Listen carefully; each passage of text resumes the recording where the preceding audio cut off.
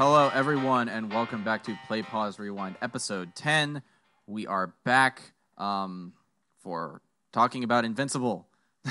Niall, Yes. how are you doing? I'm doing great. I'm so excited to talk about this today.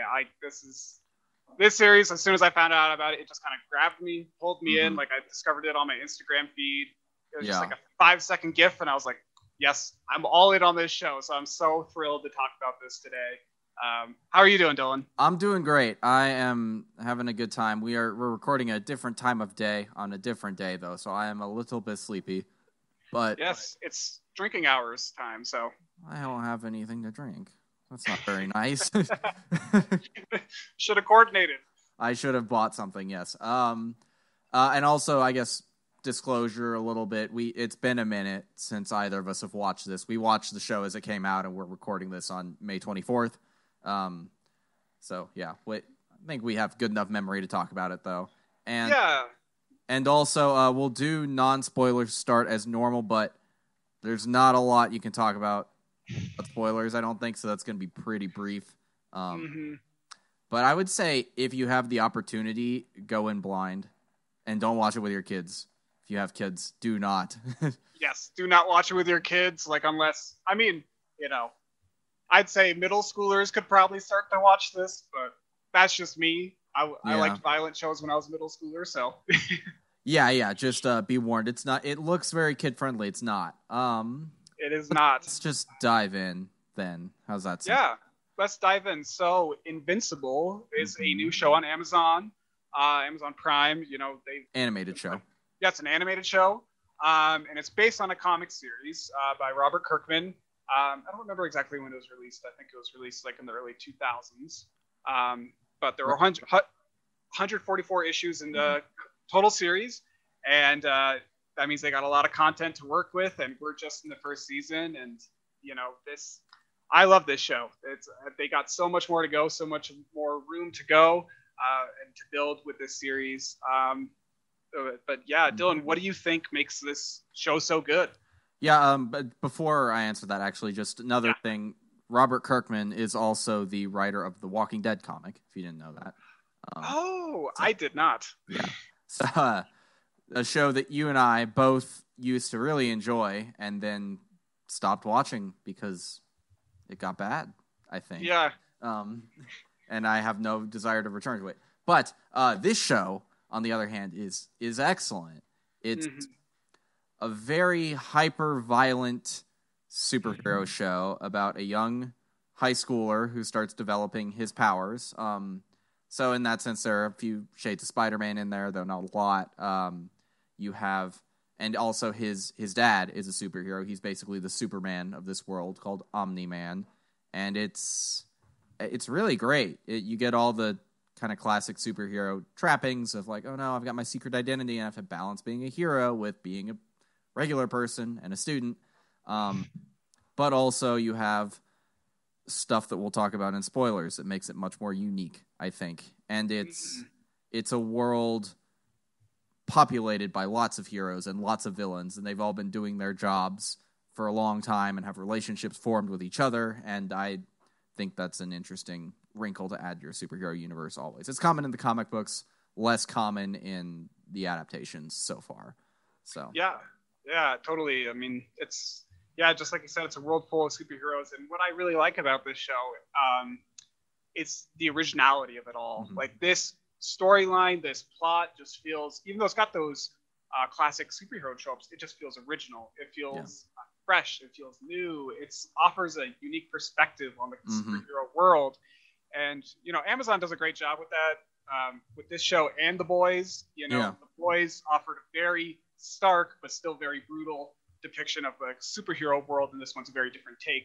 But they go all in on it. They say yes to the realism, yes to the brutality of it. Let's show this universe in every possible light. Shine it on the civilians, shine it on the casualties, shine it on the death that should actually be happening. Like Justice League. It really paints a picture of like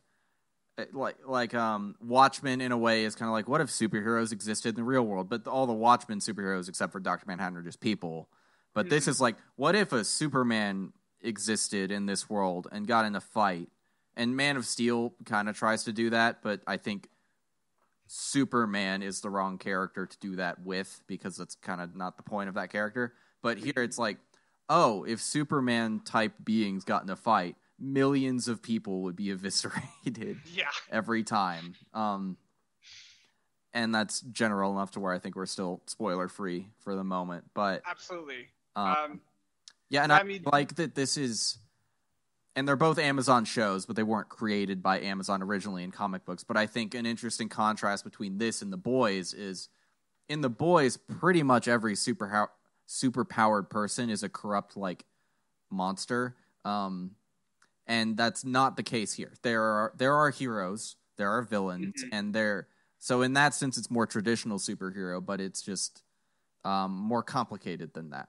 Ultimately, like it plays into the tropes more so that it can subvert them in a different way than The Boys does, I think. Yeah, I 100% agree. Yeah, it totally just shines the light on it in a realistic way. I mean, one thing that I really enjoyed about this, you already kind of touched on it, was how you can see those various influences for the characters, because this is a newer comic series. It was made in the early 2000s, I believe. And so Marvel has existed for years. DC has existed for years. We've seen Watchmen, we've seen the Justice League and all that. Everyone knows who those characters are. So that, I think that was one of the things that I really loved about the show, is going through it. You could see all the influences. So it's like, oh, Darkwing, that's Batman over there. Yeah. It's like, oh, Damien Darkblood, he's kind of got that Rorschach vibe to him. The detective, like, yeah, the detective kind of character. Adam Eve just screams Scarlet Witch to me. Yeah, I guess so. Yeah, in terms of her zipping around in light, or whatever. Yeah, and they have they have the Guardians of the Globe, which are clearly the Justice League. Then they have the Teen Team that live in a vertical structure in a city, which is Teen Titans. They're playing off of all that, and then they have their sort of Shield counterpart as well. Yeah, they lean into the parallels, I think. Yeah, all those parallels are fantastic, and I really enjoyed them. And for the series, after I watched it, I loved every minute of it. Like, I rewatched some of the episodes because I was just so enthralled by it. And Dylan already knows this, but I went out of my way to go buy the comic series. I bought the first compendium of the Invincible comic series. Just listen to it. Like, I don't know if you can pick that up. But I heard it, so good. The show can probably hear it, yeah. Excellent. And it goes farther than where season 1 goes, right? Yes. So this is the first compendium. So there are 144 issues of the comics, and you can buy them issue by issue if you want, but that's a lot of money. But this was, I think, probably the most economical way to do it, was buy the compendium. And there's 3 separate compendiums. So this one goes from issue 1 to, I think, issue 47. And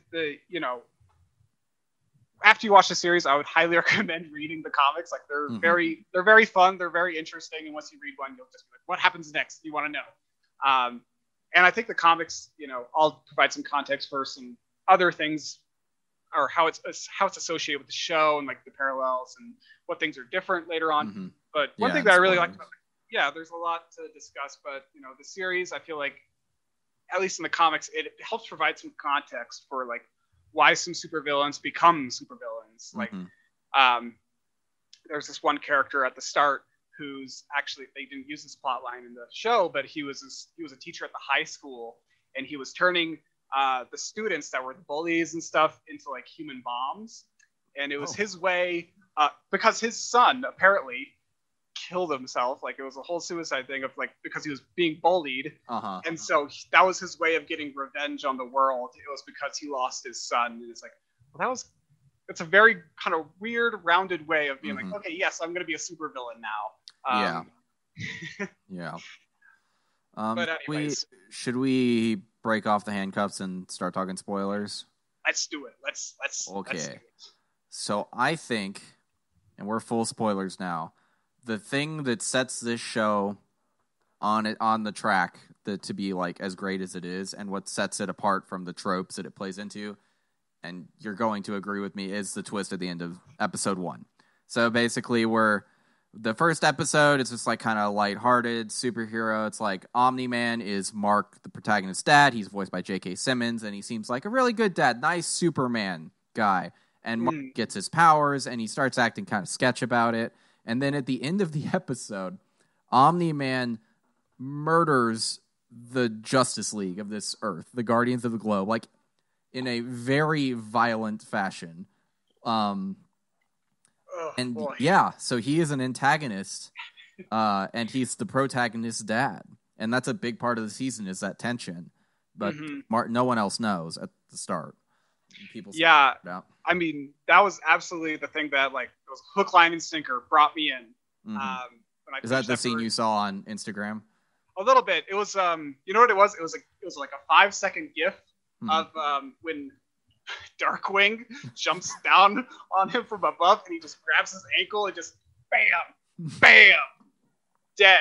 Yeah, I saw a thing on some social media. It's like, you know how people like to fan cast like who would win in a fight, and they're like Batman versus Omni-Man, and someone was like, we saw that already. We know what would happen.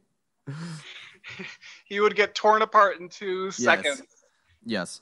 But yeah, Omni-Man, he's a bad dude, turns out.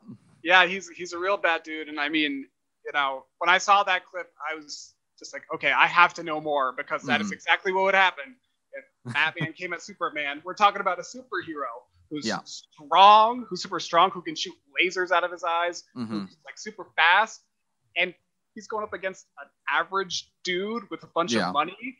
Of course Superman's gonna punch a hole through him like he did the Joker in Injustice, you know? Like, right. Yeah, and we've seen evil Superman characters before. Like, Injustice does it, and Homelander in The Boys. Sorry, Homelander in The Boys. But Homelander is, like, not as strong as Omni-Man or Superman. Like, he's a little bit powered down. But Omni-Man is full, like, Superman at full strength, powerful. And so he's a very formidable antagonist. But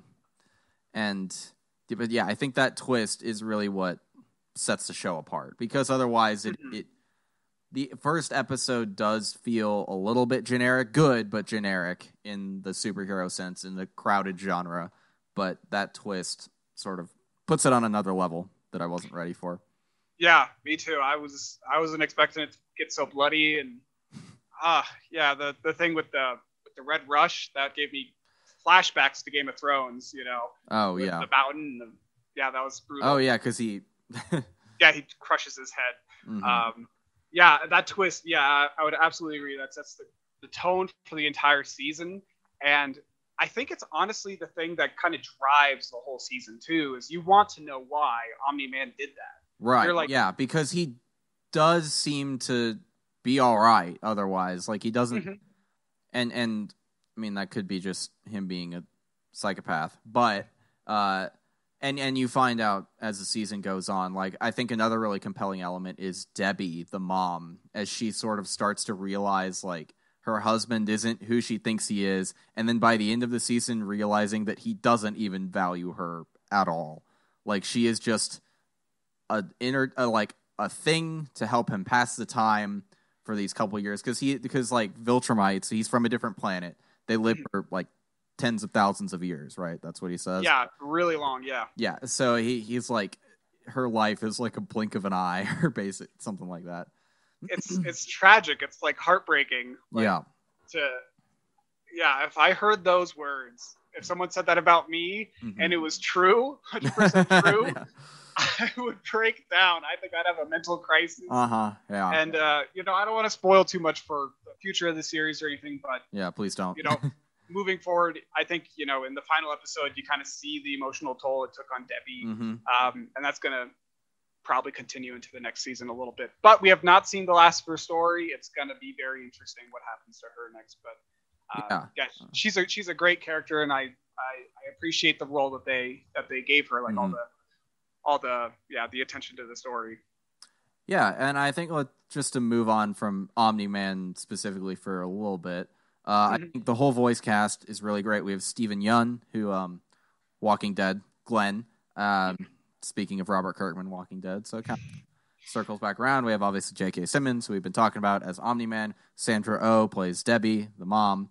Walton Goggins is Cecil, who's kind of like the Nick Fury. And, I mean, he's always great. Zazie Beetz is Amber, who is Mark's love interest in this show, and she is a non-superhero character. We got Mark Hamill in there, of course. Mark Hamill in a cartoon, as always. He's the costume guy. He makes all their super suits. Oh, that's right. Yeah, and we got Gillian Jacobs. She's another teen superhero. Zachary Quinto plays a robot. And Seth Rogen is the voice of Alan the Alien. That's his character, right? Yeah, Alan the Alien. There are many more characters as well, but... Yeah, I really like I can't remember his name, but the voice actor for Rexplode. Yeah, it's the guy... it's Rafi from The League. I can't remember his name either. But I can't remember his name, but he's fantastic. I love his voice. It's perfect for that character. It gives him that extra edge. But yeah, kudos all around to this voice cast. It was incredible. They did a great job with casting, and like J.K. Simmons' voice as Omni-Man is just iconic to me. I love it. Think, Mark. Think. That meme's gonna go down in history. I love it. Yeah, it's a great meme. It is. Yeah, but it's a great superhero world, and an element that I like is just I like that there are so many characters, and like they're just doing their own thing, operating in the world. Like I love the clone twins, and they have this. Yeah, the Mahler twins. Villains who are just like, they're big blue muscle men, but they're also pretty smart, like mechanics, science people. But one of them is a clone of the other. And when one of them dies, he just like makes a new clone of himself. But part of their cloning process is it wipes the memory of which one is the original. So they're just constantly debating with each other which one is the clone and which is the original. And it's really fun. I love those characters. They're so funny. And like I really appreciated that, that they're like the main villains that we could well, not like the main villains, the smaller villains, like they're the villains that we get to watch through the entire series. We got they're from the start. I feel like they're going to be all the way through to the end, Oh yeah. Well, I haven't finished all the compendiums, but but I like that there are different tiers of villains. It's like even at a certain point in the show, Mark wants to go help the guy who can turn into a rock man. Titan with his like mob boss problems, and Omni-Man is like, this is too small for you. You need to be saving like planet level threats. You're a Viltrumite, and I love that they're, because that exists in comics and in superhero lore. It's like Batman is not generally dealing with galactic level problems in his own comic book because he's not equipped for that. Because he's a dude with like equipment. But, he's better suited for riddles. Yeah, he's a detective. He's a part of his character that's been underutilized in film adaptation. But I like that they kind of lean into that. And when Mark does get involved in that, it doesn't go well for him because it's not his world. Probably because like in the same sense that he thinks big problems. He also is kind of thinking in black and white, so he's not prepared for the moral ambiguity of what happens in that storyline, which was really fun. And it results in basically the entire team getting nearly murdered.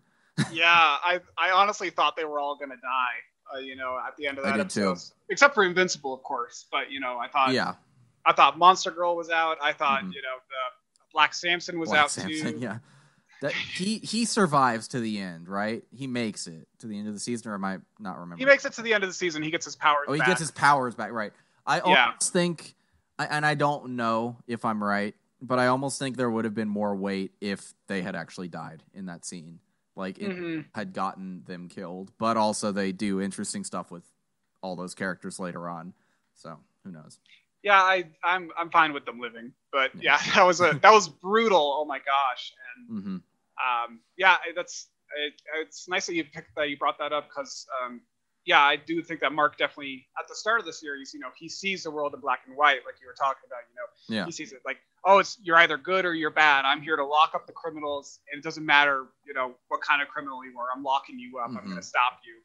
And then as the series goes on, Titan's got a family, that he's trying to raise a little kid, so that's kind of why he's secretly a bad guy. Right.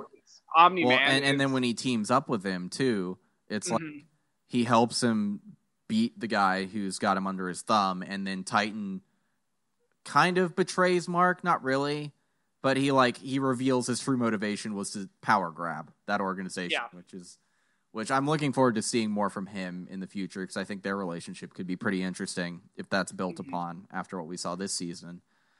I hope so. I didn't see it much in the comics, but I hope that's a thing going forward too. So that was neat. Yeah, I like Titan, but I mean, the moral ambiguity of it all is, I think, a core piece of the show that Omni-Man's been protecting the world for years and years and years, and then all of a sudden he turns and his motivations are revealed, and it's not so black and white anymore. No, and I think I have a feeling that Omni-Man will even be more complex than we feel he is at this point, because it would be easy to write him off as just pure evil villain now, but I don't know if that's going to ultimately be the case. I don't think he's ever going to be redeemed necessarily, but I think it's going to be more shades of gray than anything.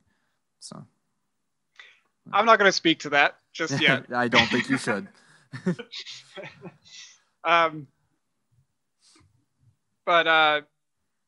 see. What else should we? I mean, I could start talking about the comics, but that could take up a little bit of time. What? Before you do, I think I had only really one negative with the show, and it's just there are a lot of points in the show where you can see the budget in the animation, and especially in that scene at the end of episode 1, like Red Rush, when he's doing his super speed around, like it's just a red block moving, and in animation when you see that is all down to budget and time. Like they just didn't give the animators enough time or money to fully animate sequences like that. So it's like you do see, like when the heroes are flying around, like it's just a still JPEG of them flying around, and they animate the hair maybe. So it's like, I would like it's fucking Amazon. Like, throw some more money at the show so they can fully animate a little bit more, because and you see this in Castlevania too, which we both recently watched. It's like, that's why it feels like in these animated shows on streaming, it's like the characters are just kind of farting around for like 4 episodes, not doing a lot, because they've saved all of their money for the big fight at the end, which is why that fight, I'm speaking specifically of Castlevania, but this too, but like, that's why that big fight at the end looks so awesome in comparison to everything else, because they only had enough money to do that awesome stuff one time. And with companies this big, you don't need to have that kind of limitation. You can just go for it, I think. Well, that's so interesting. I didn't really notice that. So I'm glad that you were paying enough attention to the animation. I didn't initially either. It was pointed out to me afterward in I think it was Corridor Crew I was watching, and they talk about it. And they were comparing it to like Avatar: The Last Airbender, and Legend of Korra, which has like stellar animation throughout. And they're more able to hide their budget. But it's just a thing I'd like to see it with these shows, like, because the writing and the acting in this show deserves the time to let the animation match up. And I'm not saying the animators did a bad job. They did a great job with what they were given, and it's a good-looking show. It just, movement is sacrificed a lot of the time for money and time. Yeah, I can understand that. Well, hopefully now that I feel like this show's really caught on with a lot of people, so hopefully they'll realize, next season, let's invest some more money into this, because people are going to watch this show. They love this show. Because I feel like this just blew up, and everyone loves it, or at least everyone on my social feeds is enjoying it. So yeah, I haven't seen anyone who dislikes it. I'm gonna ruin one element for you because I think it's funny. Please. Mark's eye goggles look like eggs. You will never unsee that. You will only see eggs. Yep, I see it. I see those eggs.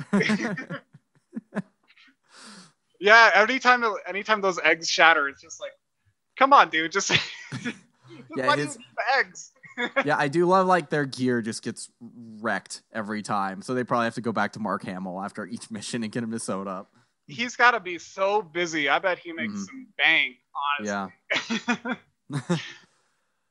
Yeah. Did you want to jump into the comics a little bit, talk about some differences there? Obviously, I know nothing about that part, but I'll talk a little bit about it, and we can bounce around. Of course, we don't have a lot of structure here at Play Pause. No, we don't. At least not yet. Yeah, but that's the way we like it. We might bring it in. That's the way we like it. We like just kind of rambling and going off on tangents. Organized chaos. Well,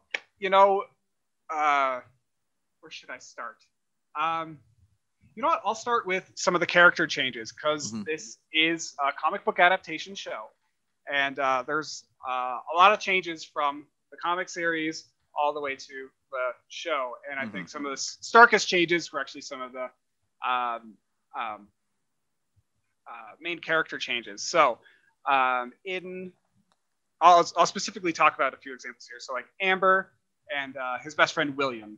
So in the show, Amber is a black woman, and she's his love interest, and she's kind of introduced in the first episode really quickly.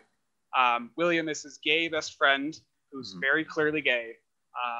And there's, I love that. I love that as a character. I think he's a great character to have in the show because it kind of speaks to, it allows him to be like really flamboyant and talk a lot. In the comics, William is not gay. He's very, very straight. And Amber is actually a white woman, and she was introduced like not very early on. She was introduced. Oh man, I got all these bookmarks in here. I don't know, probably 10 issues into the comics. So she wasn't like a big character at the start. So I don't know, because she's introduced in like first couple scenes of the show. Oh yeah, it's just kind of like, that's Amber over there. Yeah, isn't she pretty? She's being bullied by that asshole. Yeah. And I just thought that was kind of interesting. Those are sneak character changes. Yeah, and I like it. I think the show did a lot better with those characters. They kind of gave them a little bit more agency. And it's another funny note. William actually dates Adam Eve for a little bit in the comics. Oh, interesting. Yeah, and he doesn't realize she's Adam Eve for a while. I did love at the end when Adam Eve realizes that Mark's identity is out there to his friends. She just reveals her secret identity too, and both of them are like, "Wait, who?" Is that the purple one who duplicates? Like, oh yeah, I've seen her. Right? That was funny. I like that. Me too. That was a good trope subversion too. Like, you don't see that often where it's super. I've never seen that actually, where a superhero reveals their identity and the person's like, "I don't know who that is." Well, yeah, and like the fact that she's never wearing a mask. Like, yeah, that's true. And this isn't my original thought. I wish I could give credit where it's due, but like, a cool thing they do with Adam Eve is like when she stops crime fighting, like the show showcases that she is doing more good with less harm after that. Like she's helping out the environment, she's helping out people in need, and she's just like minding her own business. Whereas every time Mark goes into a fight, it's always in an urban area pretty much, and he gets his ass kicked, and like at least hundreds of people die horribly. Yeah. because he doesn't have full control of his powers yet, one, and two, it's just collateral damage with super powered people. Like you crash through a skyscraper, it falls over, everyone in it dies. Yeah. It's a stark contrast, and I appreciate that about the series too. And in the comics, actually, Adam Eve, when she goes off on her own, she goes to Africa, and she's helping people in Africa. And there's this whole kind of subplot where she's like, turning a barren savanna into like a lush paradise and stuff. It's kind of neat. So she's doing similar things in the show, and I think I like the show adaptation a little bit better in that regard. Yeah. I'll go for it. Oh yeah. I see here that you have a note that there's some dated language in the comics. Let's not say the dated language just for. Yeah, I'll be careful with that. Yeah. But I just wanted to mention like two other character changes that they made in this series. If y'all remember Green Ghost, who gets killed by Omni-Man, she's the one that goes. Oh yeah. She. What is that ability called? I don't even know. She does like phasing. Thank you. Yeah, she like phases through things and all that stuff. She's kind of like the Vision, I guess, right? That was my a little bit. I'd say. Yeah, it kind of in the comics. It kind of sounds like it's kind of like like a Green Lantern kind of role. Oh, yeah. That makes more sense because that team seems more Justice League inspired. So DC. Yeah, and in the comic, it kind of makes it seem like her or that Green Ghost and the Martian Man are like a duo, like a crime-fighting duo, so that they're like kind of like together. But I don't know if they didn't really explore that too much. But anyways, in the comics, Green Ghost is a man, and in the show, it's a woman. Yes. So nice little gender swap there. Yeah. And they did a similar thing with Shrinking Ray. Dylan didn't remember who Shrinking Ray was. Nope, I forgot that character. It's okay. She has no lines or like anything. She has like 3 lines probably. But in the comics, it's actually a dude called Shrinking Ray. So yeah, just small little changes there. I'll get back. What? Oh, sorry. No, I was just gonna go back to the language in the comics that Mark says. Just go back to that note that you mentioned there. Yeah, when I was going through the comics, I put a bunch of sticky notes everywhere. And there's this one point where Mark says, like he's talking to Cecil over his intercom, and he's like, I don't even remember really what the conversation was about, but he basically just says, like that's our word, right? Yeah, that's our word, you know. It's yeah. like, dude, come on. It's only 10 years ago, but come on, man. But what, like, that would have been, this came out in what, 2006, you said? I think so. I'm looking for a publishing date in the compendium, and I'm not seeing one. Publish date. Let's see. 2003.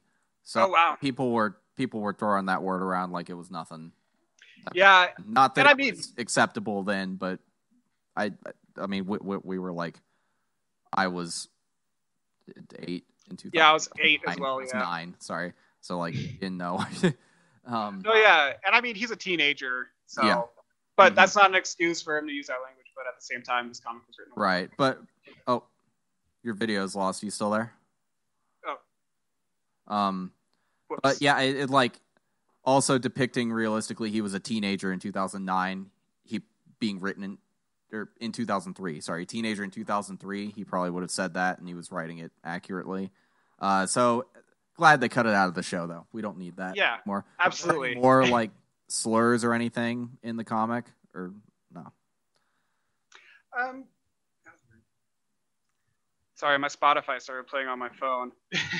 Is that what canceled your video out? I have no idea. That was just... I'm sorry. I hope you could edit this. Oh, it's fine. That's all good. Okay. I was wondering what that sound was. I thought I was hearing something. Sorry, what was the question? Oh, it was the slurs. And are there any other slurs in the comic, or is it pretty... Not that I really noticed. I think that was kind of like...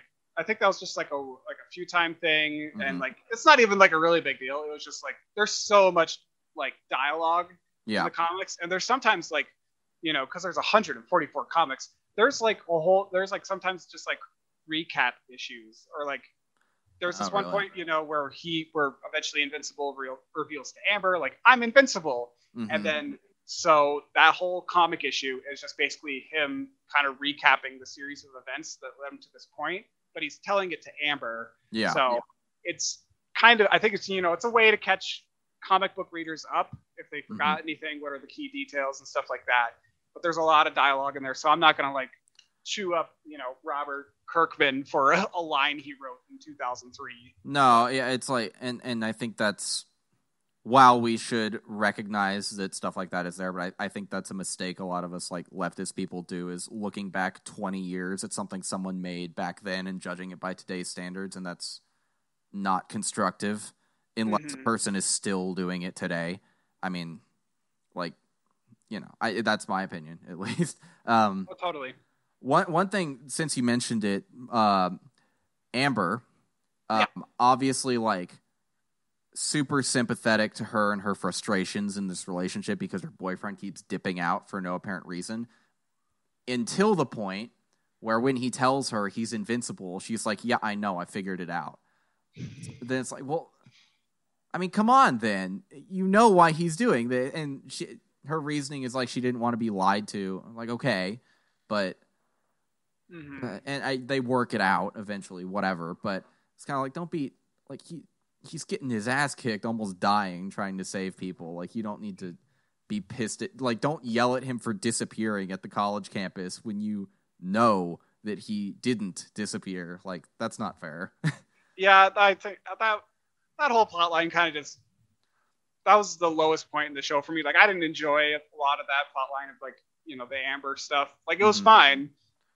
But yeah, it was, if you figured it out, why are you, like, complaining about it? And yeah, I think they should have picked one. They should have picked either she didn't figure it out and she was getting pissed, or she did figure it out and she was pissed, but not to the extent that she was. I think because it became jarring when we had all the information, when it almost felt contradictory. Because otherwise she's presented as like pretty fucking chill. So yeah. And she puts up with a lot of his bullshit for a long time. Like, yeah, it's interesting in the comics because she doesn't figure it out super quick. But you know, they both go to the college, you know, and it's like as she starts to talk to her college roommates about it, like, oh, he's gone all the time. Like, she thought he was a drug dealer for a while because he had a pager and he kept leaving and stuff like that. It was kind of a funny little thing. That is funny. But, you know, she eventually pieced it together. But by the time she pieced it together, he was coming to go tell her. Like, it was like they just met right in the middle. And it was like, okay, cool. Question about the college. Since William isn't gay in the comic, when they go to the college, is there still that subplot about the, like, cyborg people? Yeah, the Animen. Yeah, and is there any relation with William to the Animen? Yeah, that's a great question. So because sorry, for context, in the show, they go because William wants to see a guy he's interested in that he's been seeing. I don't think they're quite boyfriends yet, but somebody he's interested in sexually, and that person is kidnapped by a real prick of a student who is turning jocks into cyborgs. So continue. Yeah, I didn't like that episode as much just because of all it was like torture porn, you know. It's really very upsetting. Yeah, it's upsetting. But in the comics, so it's actually very interesting. So they're going to high school, right? And then the second alien invasion happens then, you know, where they come back and they have the wristbands, you know? Oh, I want to talk about that more in a minute. I love the alien invasion stuff. I know, I love that plotline too. Okay, it's going to be great, but continue first. So they come back and they kind of blow up part of the school and stuff, and so they have to spend time rebuilding the school. So their summer break, it's kind of weird, the timing of it. So their summer break is like 2 weeks long because they had to finish the semester during summer. And then so 2 weeks pass and they go to college. And they all three of them go to the same college: Amber, William, and Mark. So they all go there. Okay. And they had toured it before. They had a tour guide, and it was, I don't know if it was the same character guy, but he was there, and he does eventually, the tour guide eventually does become a victim of the Animen doctor guy. But it's a very kind of slow burn plot, you know. Like in the show, I feel like it all happens in like one night. Yeah, it's one night because they're visiting for a weekend, so it all happens really quickly. In the show, or in the comics, it's like students are disappearing on campus for like 2 months or something like that, consistently, and the guy's working on them in like a clock tower, and the tour guide is one of the first guys to go. So, and they were becoming friends with him, like Mark and William were, you know, they were becoming all chummy and stuff with that guy. And got it. Okay. He disappears, and forever William just keeps getting on Mark's case, being like, he's been missing for 2 months. What are you doing about it, Invincible? He's like, I don't know what to do about it. Like, I have no idea where the fuck he could be. No one knows. Yeah. Okay. Interesting. Are your headphones working right now? I can kind of hear my voice, I feel like. Okay. Yeah, they are. Okay, cool. Okay, yeah, that's interesting. So it almost seems like since they were making it a weekend trip, they had to add the emotional weight of losing that guy in a different way. So they made him a interest for William. That works. I mean, that's a benefit of having that added diversity, I guess, is you can have that plot line. And I mean, I appreciated that. plot line too. I think that was a little bit better because I don't know, the timing of them graduating from high school and then going to college really quickly was a little jarring for me in the comics, but I don't know. Yeah. That's just let's talk about the aliens, because the aliens are so funny. So they invade and they get Omni-Man just drives them back the first time, right? Like the teen team and Invincible are there getting their asses kicked, and Omni-Man comes and kicks some ass, and that's when he goes through the portal, right? The first time. That's the third invasion of theirs. Remember? Oh, okay, yeah, that's the final one, isn't it? Yeah, you're right, because of what? Yes, okay. So the first invasion, they drive back eventually, and then so they win, and then the aliens. Oh, is it because they break the bracelets initially? Is that how they win? So they come through the portal. Oh, they just start dying. Yeah, they start aging. So they start dying because they age more rapidly on Earth than they do in their dimension or planet. And so the second time they come back, and for our characters, it's been like a day, but for the aliens, it's been like 60 years or something. Yeah, and they got those wristbands. So they don't age as quickly. And then the third time, they're kind of wiping the floor with the heroes, and Omni-Man flies in, and it's just like, Earth is not yours. And he goes to their planet and just flies around, destroying their entire civilization. Like, I think he kills the entire planet, and then he just comes back, goes home, and he's like, I need a shower. Yeah, he's got like some gray in his beard, and he's like, it's okay, don't worry. Yeah, and at this point, we, the audience, know Omni-Man's not good, but his family doesn't, and we see what he does on that planet, but his family doesn't. So it's brutal. I think that was so clever, and like, it was.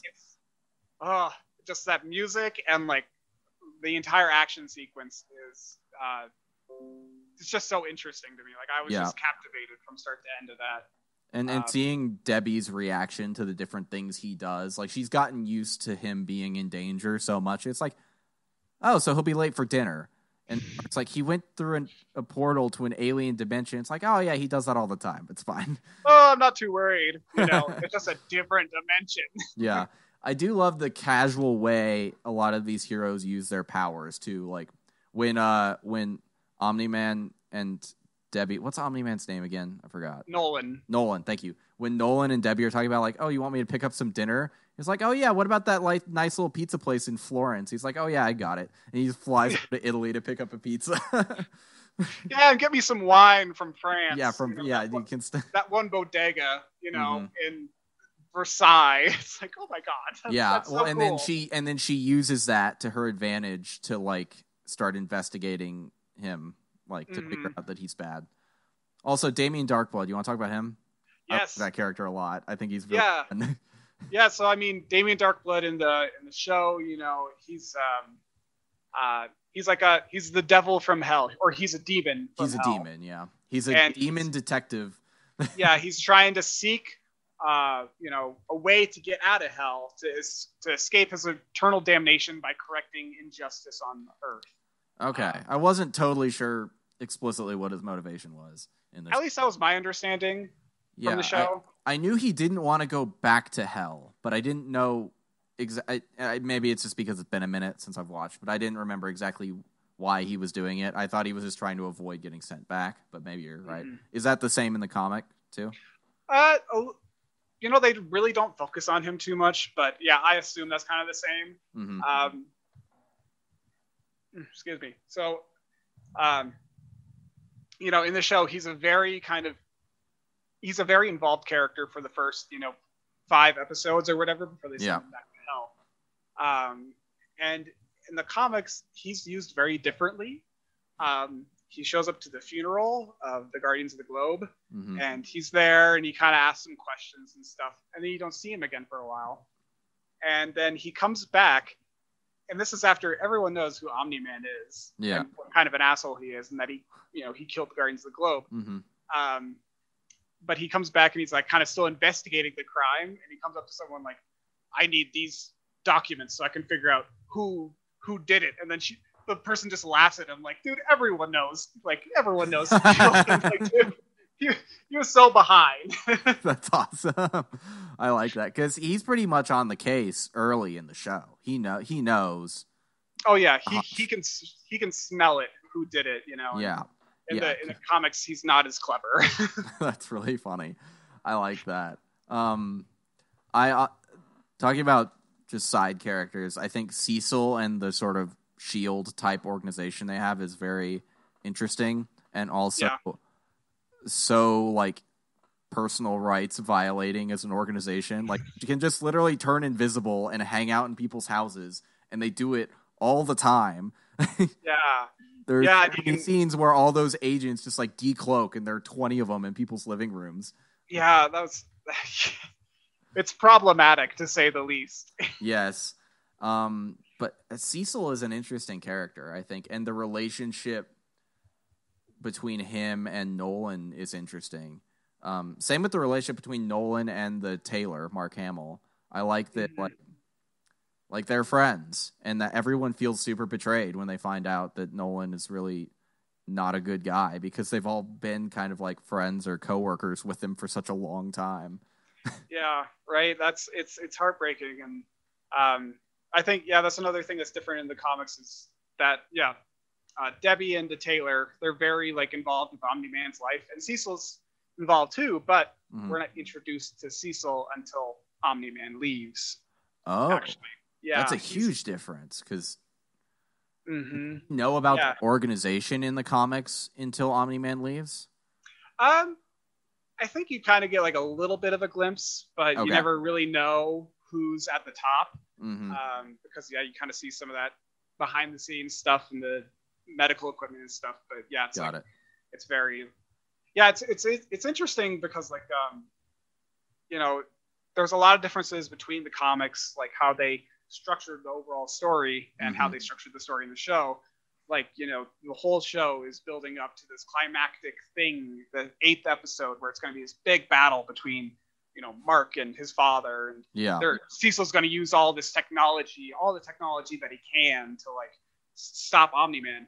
And that's not as climactic in the comics, actually. Interesting. Omni-Man doesn't kill the Guardians of the Globe until the 7th issue. So it's not like a right off the bat thing. It's like, oh, here it is. It happened, and then the funeral happens, and then like a few comics go by, and then Omni-Man and the Immortal have like a fight. They have their fight, but there's no like laser from the sky. There's no Animen fighting or anything like that. He just kills the Immortal, and then Mark shows up, and he's like, "What the fuck?" And then they battle the next. Okay. Issue. I mean, obviously the change was made because it was the end of the season in the show, but I like what that ending shows us about the relationship Omni-Man has to Earth and everything on it, because it kind of cements what he's telling Mark about Viltrumites. It's like everything Cecil has, and it barely affects him. Like he throws a giant squid at him, and Nolan has already beat that giant squid. It's just like, this is what we've got. It's like, we have this is our arsenal of weapons. Let's see what we can do. It kind of has the same impact, even to a greater extent, that like in Infinity War, when Tony fights Thanos on Titan and loses, it's like all of his technology that he spent a decade developing, it's like he just reached the scientific peak of everything he can create, and he gets a drop of blood, and that's it. And it really cements in that movie the threat that Thanos poses to the heroes in the Avengers, and I think this cements what the threat Omni-Man poses to Earth. And then the fight with Mark further cements that. Because that is next level stuff. Because he's basically just punishing Mark for not joining his cause. He's like, I'm going to kill as many people as possible. That part where he just holds him as a subway train approaches and just lets the train run through them. And everyone dies. That was brutal. Oh my gosh. They do have a lot of those similar kind of instances in the comics. Like they destroy Chicago basically, during their fight, and they cause that avalanche in the mountains. I don't know if there was a subway thing. I don't remember that, but the meme, think, Mark, think. It's in the comics. It's great. I love it. It's a great image, and I think some people will criticize the violence as gratuitous and being like, look at me, I'm a cartoon, but for adults. And I don't think that's a valid criticism at all. I think the violence is essential to this show, to what it's trying to show about superheroes and their relationship to the normies like us. Like you and me, we're on the subway. We're not anything special. We get vaporized by an angry father holding his child in the train. Yeah, can you imagine coming home from you're commuting home from work and you just die?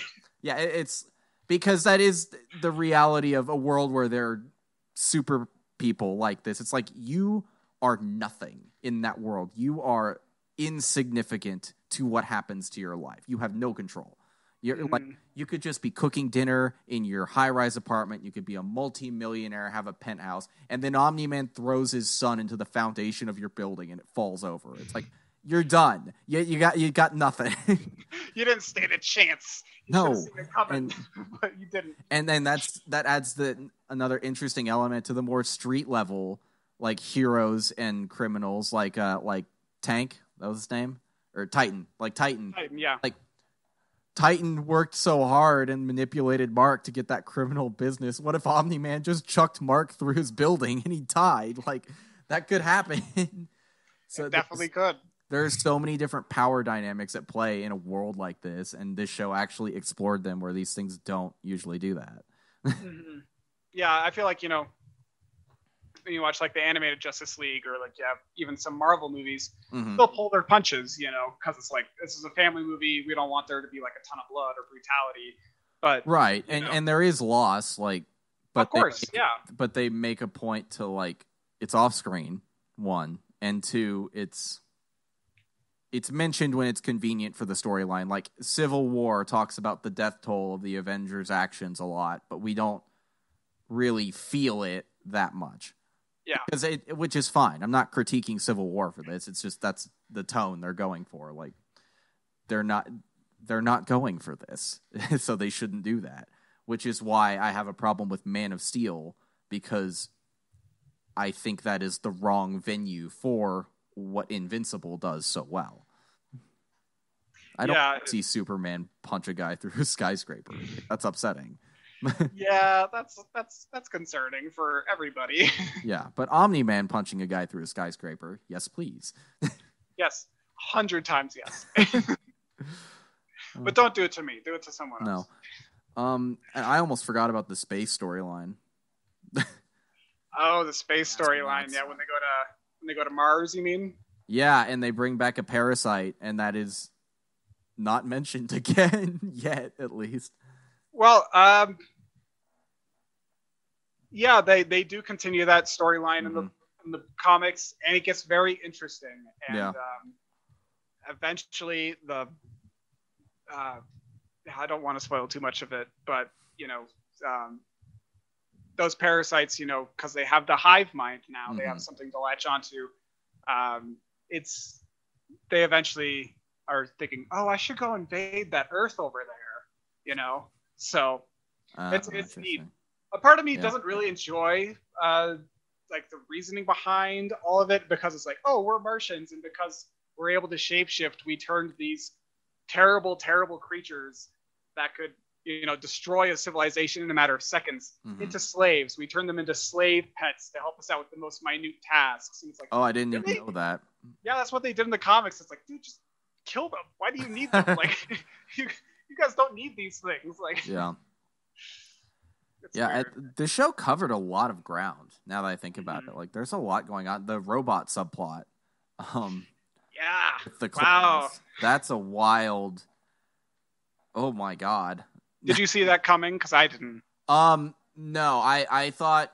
Because when it's a post-credit scene or an end teaser or something where it's Robot is communicating with the clones or financing them, and oh, maybe... I thought he was going to be the secret villain, ultimately. He was going to be a secret antagonist. Yeah, me too. It seemed super sinister. And then, no, I did not see it coming that Robot is actually just one of many drones, and he's actually just a little thing in a tube. and then he steals the DNA of Rexplode and clones himself into a younger version of him. There are so many fascinating implications to the robot storyline, and then also how he has feelings for Monster Girl, which herself is a very interesting and upsetting superpower, because the characters, I think she says she's like 26 or something, but she can transform into monsters. She's like Beast Boy in the Teen Titans. But every time she does it, she comes back as a slightly younger person. She de-ages like, was it 6 days or something? Something like that, yeah. Yeah, so like by the time of the show, she looks like a 10-year-old. And Robot has fallen in love with her, and so he clones himself into a little boy version of a different character. It is some crazy shit. It is bizarre that, like, okay, I'm gonna choose Rexplode of all people. This guy. Yeah. Yeah, I think it's that is an interesting plotline, because they're both kind of loners. Him and Monster Girl, they've been kind of separated from others their entire life, so I can understand why he felt like an affinity towards her. But yeah, well, and her power makes her basically forced to be alone, pretty much, because she is an adult, but no adult will enter into a relationship with her for obvious reasons. Yeah, I certainly wouldn't. No, neither would I. Nor should I mean, it sucks. Like that's something like the X-Men do sometimes with powers. It's like they have an unfortunate byproduct of it. You have these superpowers, but sometimes they're not that great. Sometimes you're Professor Xavier and you can just read people's minds, and other times you're Rogue and you can't touch people. Yeah, I appreciate that, and that's one thing that I hope they expand on further in the next season is diving into the reasons behind why people have like those consequences, or like why they have their superpowers. Because Monster Girl, if I'm remembering correctly, it's a spell from a witch that's got her that way. So interesting. It's a curse, because she can turn into this great thing that can cause lots of damage, but it's got that negative consequence. And I think there's some other characters like that where it's kind of a best of both worlds or something like that. Or not best of both worlds, it's a double-edged sword. Excuse me. But in the comics, we also get some good backstory on like how Rexplode came to be. How like he's actually, it sounds like it was a bunch of government testing and stuff, which is kind of interesting. I want to see more of that. And is this all stuff the show just skipped over, or does it come later in the comic? Well, it's in the comic, but it's like they had individual issues for those like origin stories, where it's just like a bunch of origin stories of like all these different characters. Gotcha. Okay. So it's kind of like it's just in the middle of like, I don't know, probably between like issue 20 and 25 or something like that, somewhere in there. Okay. So it's got, I mean, you learn of like who the Immortal is and like how he kind of came to be, which I hope we kind of get to see more of, or like duplicate. I don't want to spoil too much for the next season, but she's actually a twin. And it's this weird ancient curse that gives her the ability to duplicate herself, where it's like, it didn't make any fucking sense. Where it was like this ancient warrior like killed the entire court of this king, and then with his last breath, the king cursed him about like his 7th granddaughter of his 7th daughter or something like that would have this terrible power to duplicate herself or something. And it's like, okay, what? All right. So I hope we get more origin stories in the future. Yeah, I love Alan the alien. Yeah.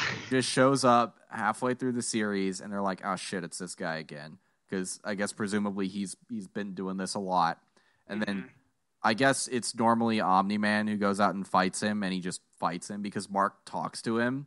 And then it ends up that the guy's like, oh wait, this isn't where I was supposed to go. This isn't Earth. This isn't Earth. Yeah, this is Earth. And then he comes back at the end of the season. And no, because he's like, oh god, my bosses are going to be so mad at me. I'm in so much trouble. And he comes back and he's like, y'all have a Viltrumite on your planet. That's why I'm not supposed to go to Earth. And Mark's like, sit down. I think maybe they reassigned that or tell me if it's in the comic, but maybe they took that from the Damien Darkblood plot and gave it to Alan the Alien. Nope. Okay, That's all Alien, or that's all Alan. Yeah. Okay, I love that though, because he's like, look, I know the Viltrumite took care of him, kind of. He's my dad. It sucks, and he's like, wow, that's a lot. Yeah, there's a whole issue or comic issue that's just devoted to Alan the Alien, so you get to learn more about him and what he does and his role in the coalition of planets. And so you get to he see challenges a champion from planets to join the coalition. Yes.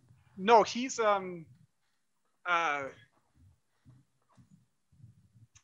he is essentially someone who's going around the universe looking for beings and forces that are tough enough to take on Viltrumites. Oh, okay. Yeah, it's this so maybe thing. Omni-Man knows who he is, and that's why he doesn't bother talking to him. Yeah, I don't know. That's a good question. Okay, that's super interesting. That sets up a lot for the future, I'm sure. Oh yeah. You want to talk about Viltrumites? Yes, let's talk. What we know so far. Yes, let's talk about Viltrumites. Okay, so Omni-Man's mysterious motivation. We find out he's bad very early on, but we don't know why he's bad until think, Mark, think, and go. Viltrumites. Yeah, Viltrumites. So the Viltrumites, Nolan was telling everyone a lie, or at least Mark a lie, that the Viltrumites aren't a peaceful organization that's sharing precious technology with civilizations and helping them grow. No. They're actually an empire, and they're basically fascists. They're space fascists, Yeah, they're like Sparta times a million. Yeah. They became like the most strong society by just constantly killing each other until only the strongest were left. Which is weird reasoning, but I guess it works. It's not how genetics works. I think we know that by now, but whatever. Yeah. It's a comic book about space superheroes or space Nazis. Yeah, and they send out like a Viltrumite to different planets to sort of infiltrate and debilitate the planet, kind of, right? So stabilize things enough for Viltrum to invade. Yes, that's basically it. So that's why he killed the Guardians, was to kind of destabilize the planet and kind of rid the Protectors, like make the planet ready for a hostile takeover of the Viltrumites. And basically, the Viltrumites, it can go one of two ways when they come to your planet. You can either accept their reign, or you can die. And that's it. And is the reason Nolan integrates into the society, are they supposed to learn about the society they go to, or did he just do that on his own? Yes, it's a learning thing. Okay. He's to learn how to destabilize, I guess. He's learning information about the society, how to best destabilize them. It's his is like an experimental program where he was like, I'm gonna go do this for a bit, and maybe this will help our empire and stuff. And at the end of the day, it's all about resources. They're just there to take the resources to help their empire expand. And they're like, we'll give you all this technology and it's going to better your planet in the long run. But, you have to give up free will and you're going to die eventually. There's no way you can beat us. Yeah. Yeah. And we have not seen the end of the Viltrumites. There's plenty more to come. In fact, in this compendium, there's... I don't want to spoil too much. Yeah, I imagine there will be much more. But an interesting thing about the Viltrumites and Nolan is that Mark does not win. He gets his ass handed to him. He's on the verge of death. The only reason he survives is Nolan, has some love for his son and doesn't want to murder him. He doesn't seem to give a shit about his wife, but he cares about his kid enough to not kill him. And he has a little bit of a freak out and flies away. Yeah. That's basically how it happens in the comics too, except you don't get the whole slow motion thing of him playing baseball. Yeah. It's more just he just says, he's like, they're dead, and he just says, you, Dad, and he just, damn it, flies off, and that's kind of the last you see of him for a while. And it's good at because a lot of series do the thing where in the first entry or the first season, the hero wins, but the villain is carried forward going throughout the story. And I mean, shit. I mean, they did this in the Star Wars sequels, and they even debilitated Kylo Ren severely before that fight, and people never shut up about that. Like, because it's like it diminishes the threat of the antagonist a little bit if we've already seen the hero defeat them. Mm-hmm. Not actually true in Star Wars 7, but because he got shot by a thing, there was a whole thing. Like, quick tangent. Chewie's crossbow. I'm sorry, I got to do this. We are shown what the crossbow can do 3 times throughout the movie. We're not shown that because it's funny to watch stormtroopers fly in the air. We're shown that so we as the audience learn what it does to people. So that when Kylo Ren gets shot by it and doesn't go flying away, we understand, 1, he's a total badass, and 2, he should be dead, and he's not. So he's very injured, okay? Yeah. Done. If you have a problem with Rey winning that fight, you're an idiot. Right? Yeah, it makes total sense to me. Okay. Think, Mark. Come on, Star Wars fans. Is there anything else you want to talk about with Invincible? I think there was one thing that I wanted to bring up real quick. I'm going to try and show the camera. Okay. If possible. Do your best. Where is it? So it's in that issue where Alan, you get to learn more about him. Mm-hmm. Or is it in this one? Is it in the next one? Alan. I'm looking for it. Yeah, but I think while he's looking for that, overall, the show is awesome. You should watch it. I know some people have a version of watching animated stuff. Don't. Just watch the show. It's good. Yeah, absolutely. The show is 100% amazing. Yeah, and they are apparently working on a live-action adaptation, too. I almost feel like it's redundant, but maybe it'll be really neat.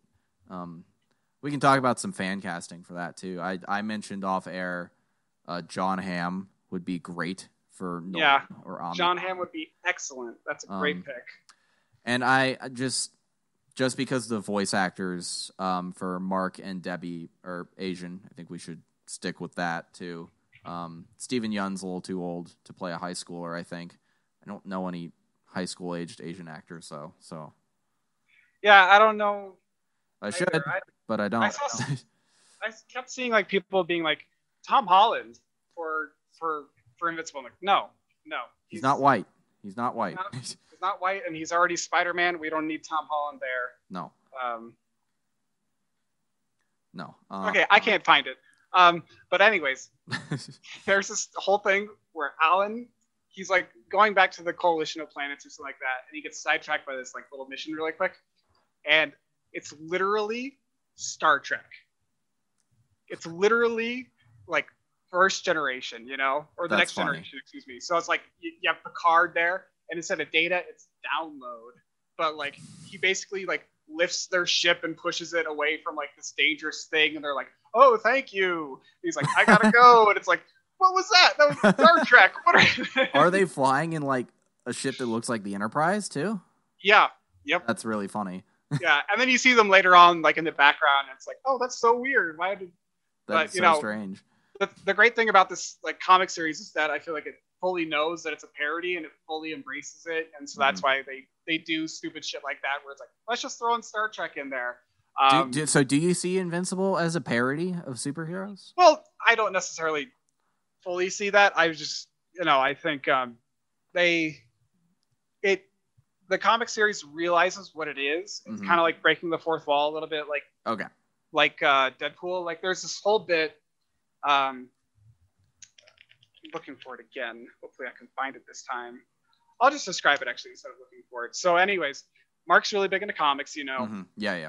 And there's this one comic where he goes to this mall or something, and his favorite comic book author is there signing comics. Oh. So he rushes home really quick in 2.5 seconds and gets all of his comics and brings them there to get him to sign them. And he has this conversation with the comic book author about comic book structure and stuff like that. And he's like, don't you think it's kind of cheap that, sometimes to, create a dramatic pause, they'll just do the same still in the comics for several stills. Yeah. and then it just kind of does that. Like, it's just like several stills That's of great. him waiting for a response, and the comic book author responds. A couple more stills. It's like it's just kind of self-aware like that, and I think it's really neat. There's also something I wanted to point out. They kind of touched on it in the show version, but you know when Mark's getting his superpowers, and the first time he notices it, and he's throwing the garbage, yeah, and then it goes around the world and it hits those people in London, you know, yeah, like right outside Buckingham Palace. Uh-huh. So that's a recurring thing in this book. So like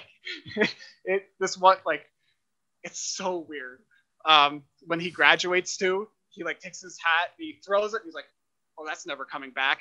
And it lands in London. It's like, is it always London? Yeah, it's like always London. Like, it's this weird thing because like these people are gathered around the trash and they're like, this trash fell from the sky. What's going on? Like, is it That's great. Is it the sky gods? And then the cat comes down and lands on this guy's head. And they're the cat. He throws a cat, or the cap. You know, the grad. Oh my God. Sorry, I didn't mean to scare you. I was like, Mark, why?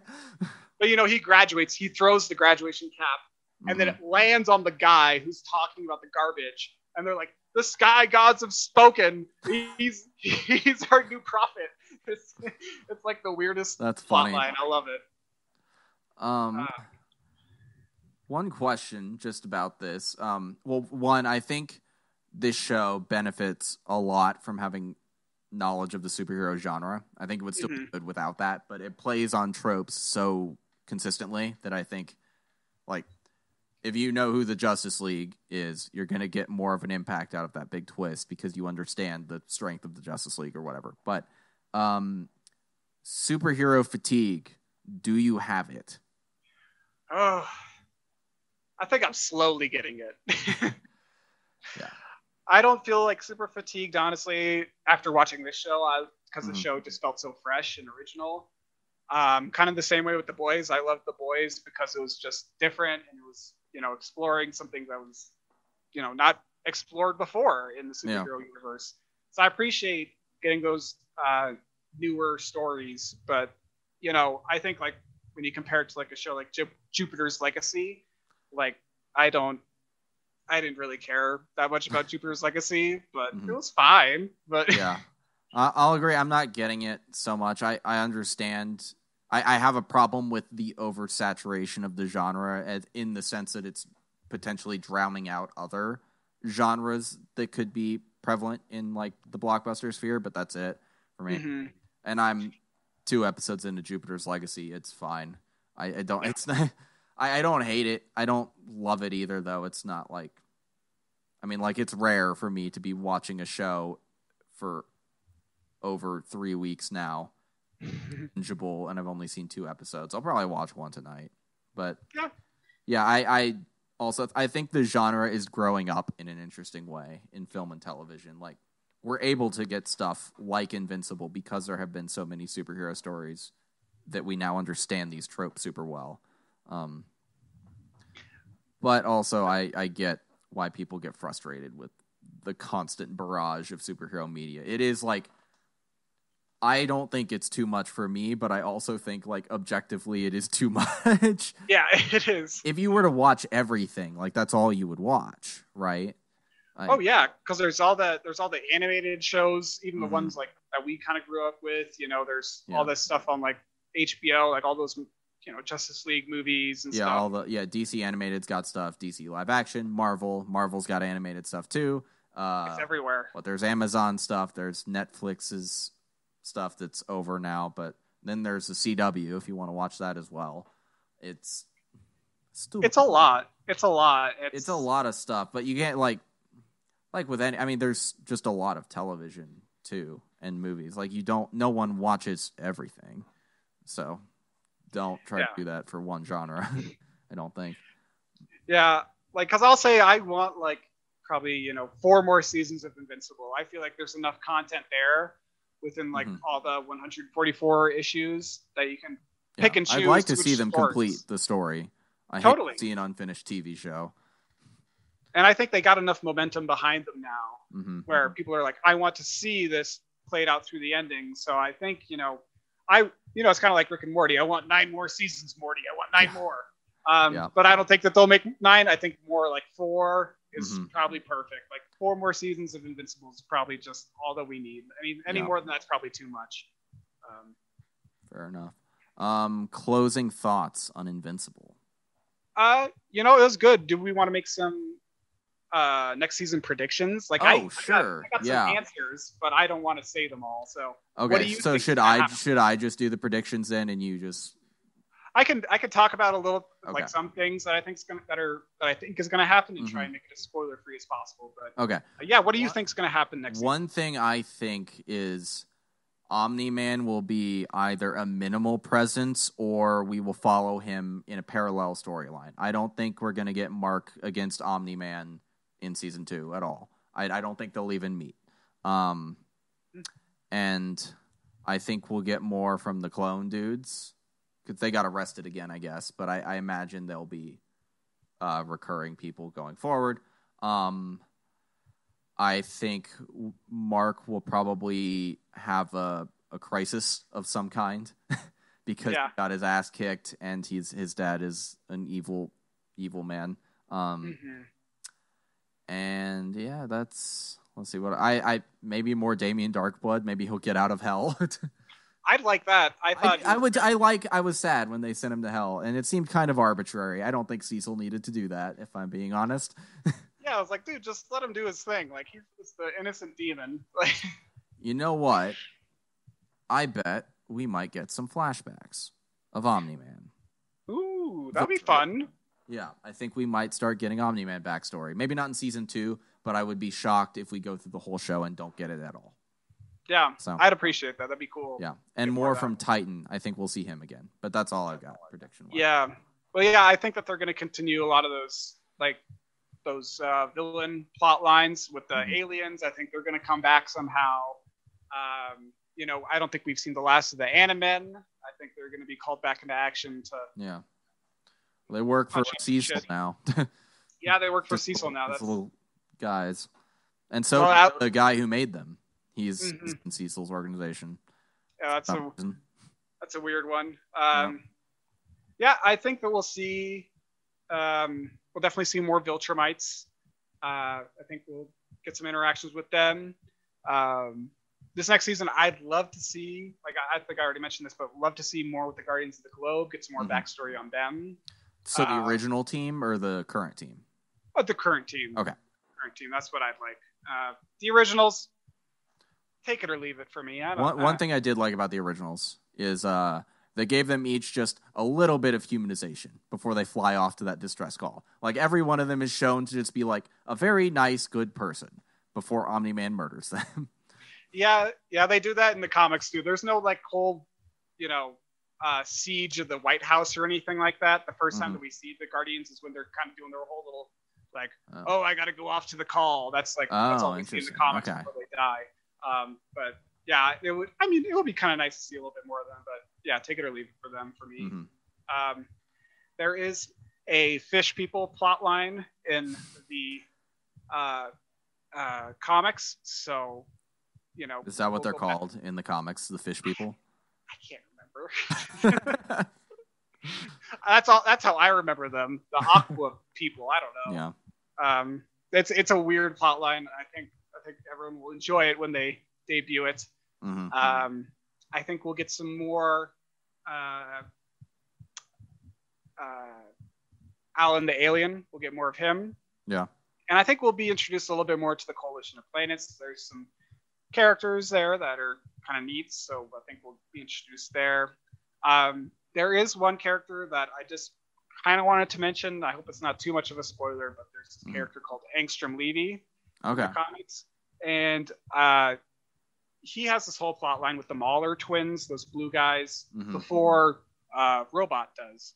And it's this kind of interesting, like, interdimensional travel storyline. So I would like to see that played out. That's all that I'm going to say about that one. Cool. In terms of Mark's personal life, I think him and Amber are going to break up. because it happens in the comics. Sorry.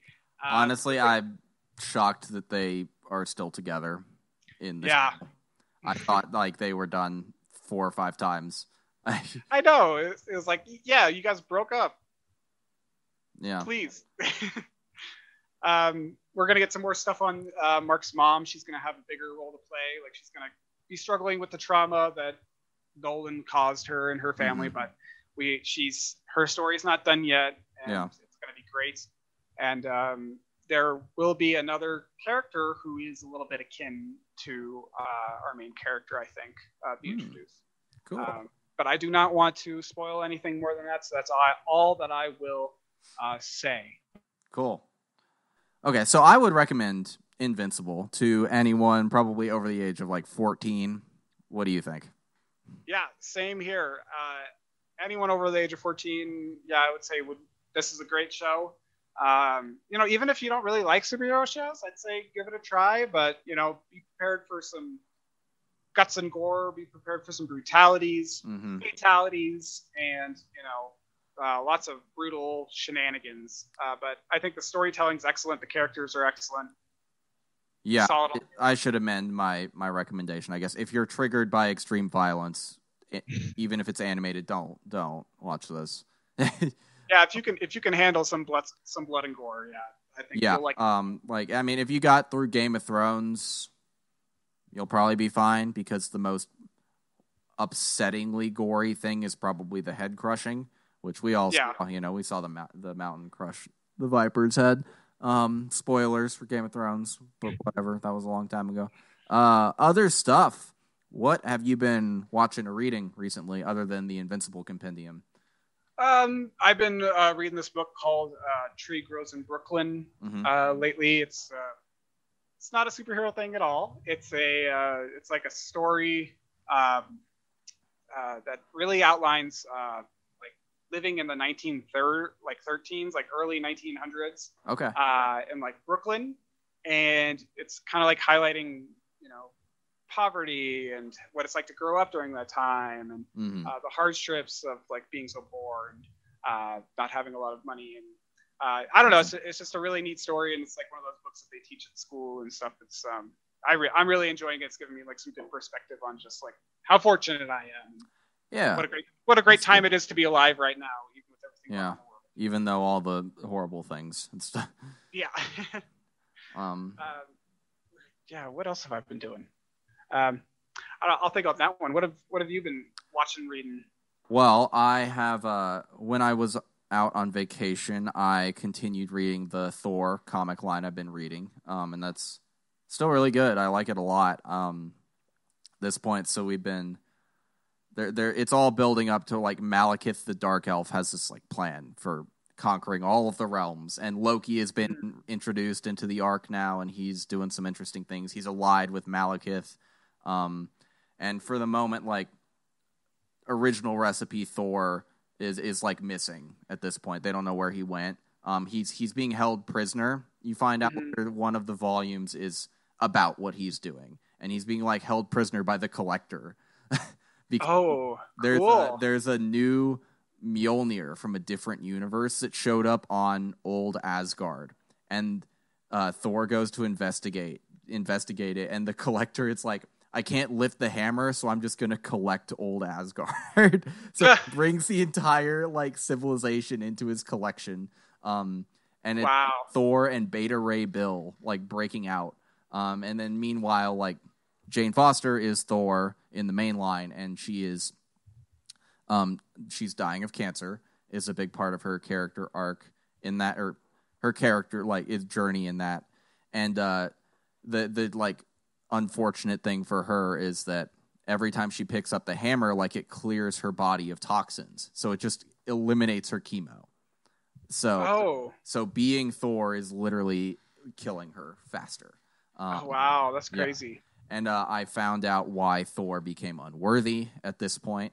And I won't say, because they may have that be a part of the movie Thor Love and Thunder. I kind of hope they don't make movie Thor unworthy, but that's a whole different thing. In addition to that, though, I've finished all the ones of those I bought, and I've started reading the first ever Sherlock Holmes story out of my complete Sherlock Holmes Cool. that I have. So I'm reading A Study in Scarlet. I have, I think, like 20-ish pages left of it. Then I'm jumping back into Stormlight. Cool. You and I both watched Castlevania, season 4. Yes. That's going to be our next episode, I think. Yeah, sure. Castlevania sounds good. I'd like that. Yeah, so we'll, I guess, reserve full conversation on that for then. I'm going to rewatch it. It wasn't my favorite season of the show, but it was a mostly satisfying ending. And yeah. I've been watching Jupiter's Legacy. Yeah, I've watched the first 2 of that. So it's not my favorite, but I enjoyed the kind of overall like commentary of the show. You know, where it's, you know, do superheroes have like the ability to be judge, jury, and executioner? You know, and I think that's a argument that can be applied to policing. So I think it's a relevant show to be watching, but it's not like the best show ever made. and obviously I'm still early on in the season, but I like the kind of debate the Utopian and his brother are having about like the brothers, like, because their rules, like, we don't interfere in human history. Like, we're here, we do heroic stuff, but we don't interfere and we don't rule. And the brother's like, I wish we'd done more in World War II. Like, yeah.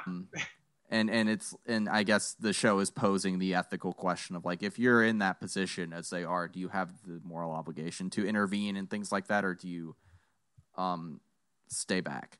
And I think segue that might be something that comes up in the Eternals as well. Did you watch that trailer this morning? I did not, actually. I need to watch that. Oh man, you should watch it. I think it looks very different from Marvel. Stacked cast. The director directed Nomadland, which she won an Oscar for this year. Right. See Nomadland, but I mean the cast is Richard Madden, who's Robb Stark, Angelina Jolie, Salma Hayek, Kumail Nanjiani, and Kit Harington is in there as well, and there are a few more people. It's stacked. Yeah, wow, that's gonna be awesome. Yeah, so it's yeah, I don't know. Watch the trailer; it looks pretty neat. Yeah, I absolutely will. Yeah, just didn't have the time today, just yet. Yeah, no. But I don't have anything else. Do you have anything else? No, not for right now. I'm sure I'll have some more stuff to talk about next time we meet and talk about Castlevania, though. Yeah. Oh, and I guess since we dated this episode by me bringing up the Eternals, we're recording this on May 24th. I know it goes live like in a week and a half, but had to pre-record again. We'll be back on the live-ish recording for next episode, I think. But you know, thank you to everyone who's been listening to the podcast so far. We really appreciate all our listeners. You know, we just love talking about movies and entertainment, and you know, hopefully you guys love listening to us talk about it too. Mm-hmm. And if you do enjoy the show, please tell a friend. Apparently, these podcast things grow. They live and die by word of mouth. So if you like it and think you know other people who would, please share. If you're on YouTube, please like and subscribe.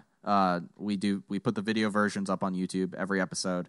If you're listening on an audio feed and you like the show, write a review. You can write whatever you want. Just don't shit on us too hard, if you don't mind. Please. And if you want to reach us for audience questions or something, you can email us at playpauserewindpod@gmail.com or #playpauserewindpod on Twitter. We also have social medias. I mean, we have the Twitter. We also have an Instagram that you can follow. I also have my YouTube channel, D-Day Movies. And where can people find you online?